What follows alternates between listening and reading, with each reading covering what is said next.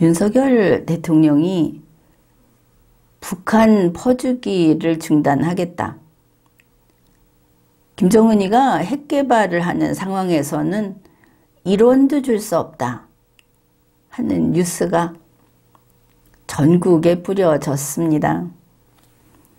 내용이 정확히 말하면 이렇습니다. 윤석열 대통령이 3월 28일 비공개 국무회의에서 한 말입니다. 통일부는 앞으로 북한 퍼주기는 중단하고 북한 핵개발 추진 상황에서는 단돈 1원도 줄 수 없다는 점을 확실히 하라. 이렇게 지시했답니다. 한편 통일부는 북한의 식량난과 감염병, 영유아 예방접종 이런 인도주의적 문제하고 관련해서는 국제사회와 함께 필요한 지원을 추진하겠다. 이제 일관되게 이런 주장을 했다고 합니다. 그러니까 1원도 줄 수 없다는 것과 이게 좀 상충하는 것처럼 보이지 않습니까? 이제 인도주의라고 하니까 우리가 좀 생각해 볼 것이 이 한국 정부에서 북으로 가는 모든 돈은 다 인도주의적 지원이라는 명목으로 갑니다. 대놓고 이거 김정은 동지 지지하는 의미에서 지원해 줄게 이렇게 보낸 사람이 있습니까? 없습니다. 인도주의적 지원 명목 아니고 달리 보내준 거 있다면 그거 대북제재 위반입니다. 그러면 이 한국의 각 대통령들 뭐가 문제냐? 친북 행각을 해온 대통령들 인도주의적이라는 것을 아무데나 붙여서 이걸 대폭 확장을 했다 하는 겁니다. 이것도 인도주의, 저것도 인도주의. 윤석열 대통령, 현재의 한국 정부 역시 김정은이의 핵 능력 향상에 돈을 대주는 겁니다. 인도주의라는 말로. 자, 이거를 알아두고 윤석열 대통령이 북한에 1원도 줄 수 없다고 하니까 당연히 질문이 나왔습니다. 북한에 1원도 줄 수 없다는 게 인도주의적 지원도 포함되는 거냐? 이렇게 질문을 하니까 대통령실 관계자의 답이 이겁니다. 인도주의적 지원에 대해서는 통일부가 지금까지 여러 번 밝혀왔고 그 원칙은 변하지 않았다. 그런데 않았다고 생각한다. 지금 윤석열 대통령 측에서 이야기가 나오는 것은 내가 이렇다고 안다, 이렇게 전해진다, 이렇게 생각한다라는 간접화법을 쓰고 있습니다. 책임행정이 이루어지지 않고 있다. 물론 법치행정도 이루어지지 않고 있다. 그렇게 평가를 합니다. 대통령실 관계자가 뭐라고 생각한다라고 했는데 그 생각이 틀렸으면 어떻게 할 것이냐. 대통령실이라는 것은 법적인 권능이 없는 곳입니다. 윤석열의 비서실에 불과합니다. 그게 무엇이 됐든. 여기에서 뭔가 한 거는 대통령이 직접 책임을 져야 합니다. 그런데 그렇게 하지 않고 있지 않습니까?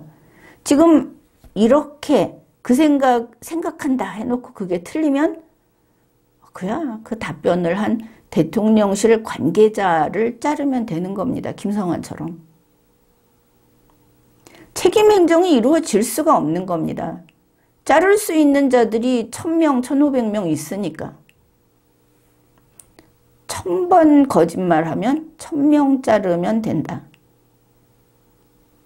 누가 그런 식으로 일을 하라고 했습니까?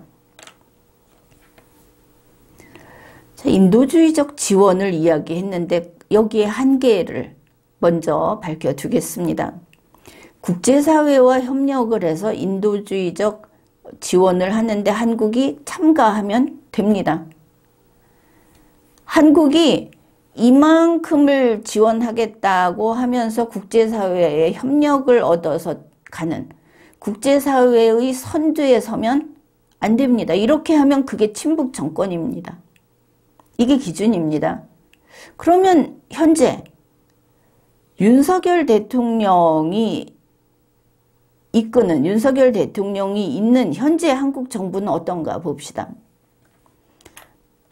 산림청에서 3월 23일에 제2차 국제산림협력 추진 전략이라는 것을 발표했습니다. 거기에 이런 게 있습니다. 남북 그린 대땅들을 견인하겠다. 남북 그린 대땅들. 누가 떠오릅니까? 이거 문재인 정책입니다. 자, 거기에 대해서 이렇게 말을 합니다. 현재는 남북관계가 경색이 돼 있다. 그런데 2018년에 합의해 놓은 그 사항을 이행을 하기 위해서 이제 노력을 하고 있고, 그렇게 해서 이게 어디에 기여하느냐? 담대한 구상 실현에 기여한다. 그러니까 2018년의 문재인의 그 정책을 이어받아서 윤석열이 담대한 구상을 추진한다는 겁니다. 줄이 이어져 있다. 그래서 이걸 하기 위해서 법도 고치고 예산도 늘리고 또 그 협력 체계도 점점 강화를 해 나가겠다.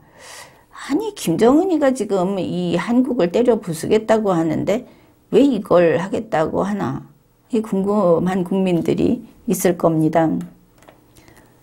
여기에 대해서 좀 더 구체적으로 산림청이 또 이런 이야기를 합니다. 이 태도를 한번 보십시오.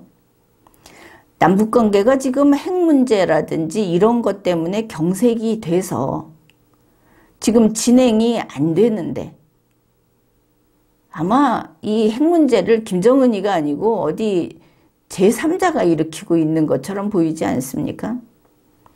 산림 분야만 말씀드리면, 다른 분야도 지금 많이 준비가 돼 있다는 걸 알 수 있는데, 산림 분야만 이야기하면 2018년도에 양묘장을 짓고 병해충을 방제하는 거에 대해서 합의했다. 여기 산불도 들어가 있습니다. 우리 산불은 제대로 못 끄고 산 다 태우고, 뭐 우리도 급한데 저 북측에 산불 꺼주겠다고 약속을 철석같이 했습니다. 그래, 이거를 우리가 이 약속을 이행하려고, 북한에게 갚을 빚이 있다는 태도 아닙니까? 이행하려고 하는 단계에서 남북관계가 경색이 돼서 이행을 못하고 있다. 지금 핵으로 우리를 치겠다고 하는데 나무 못 심어주고 있다고 걱정을 하는 겁니다. 그런데 북한에 언젠가 그쪽에서 명령만 떨어지면 쫓아가서 나무 심고 병해충 방제해주고 하려고 지금 준비를 하고 있다. 나무 묘목을 생산하고 있고, 북한에서 자랄 수 있는 나무들 이런 걸 지금 재배하면서 기다리고 있다. 이 합의사항을 이행하려고 지금 우리는 이렇게 준비를 하고 있다고 합니다. 북한에 아주 설설 기고 있습니다. 문재인 시즌2가 분명하고, 정말 이런 공무원들 꼴도 보기 싫다.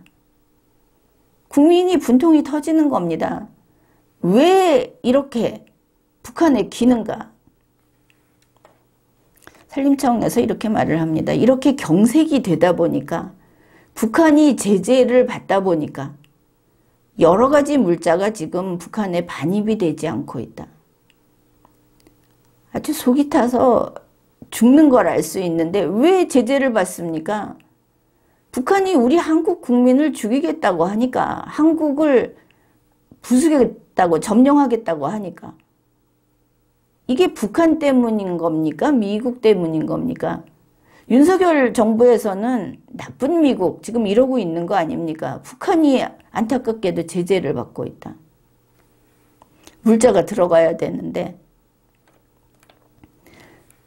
그래서 윤석열 정부가 일을 쳤다, 사고를 쳤다 하는 게 나옵니다. 한국 정부가 물자 반입에 대한 예외를 신청했답니다. 그래서 1차는 저희가 유엔의 제재 면제 승인을 받았습니다. 북한을 위해서 한국이 가서 사정을 해서 1차 제재 면제를 받았다. 그리고 나서 조금 더 확대해서 2차를 신청했는데 2차는 지금 제재 면제 심사 중에 있다. 윤석열 대통령이 이 짓을 하고 있습니다. 이게 뭡니까? 제재 구멍 뚫기입니다. 확대하고 한국이 대신 가서 그거 뚫어주고 문재인하고 똑같은 짓을 하고 있다. 다시 산림청의 이야기입니다. 그래서 제재 면제 신청이 2차까지 다 완료가 되면 저희가 제재 상황에도 불구하고 면제가 되기 때문에 저희가 양묘장 복원이라든지 병해충 방제 사업을 지원할 수 있을 것으로 보고 있고요. 영락없는 그 무수리 하인마인드, 북한에 가서 뭔가 김정은이 구두코라도 한번 닦아주고 싶어서 보이지 않습니까?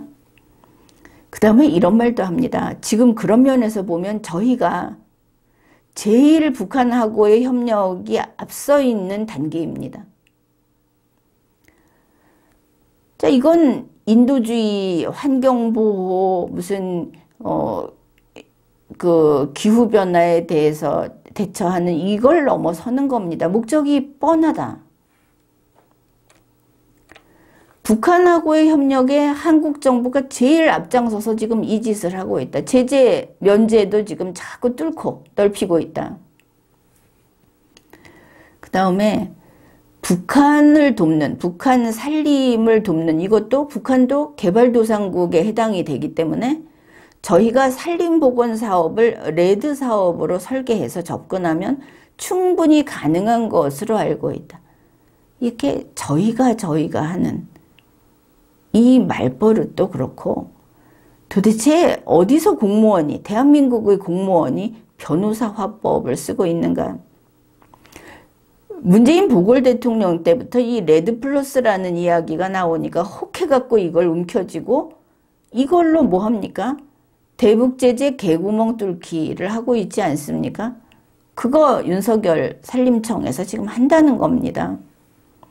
그것도 산림과학연구에 따르면 한 1,700만 톤 정도의 기대를 할 수 있을 것이다. 그래, 퍼줄 면적이 넓어서 아주 행복에 겨워하고 있다.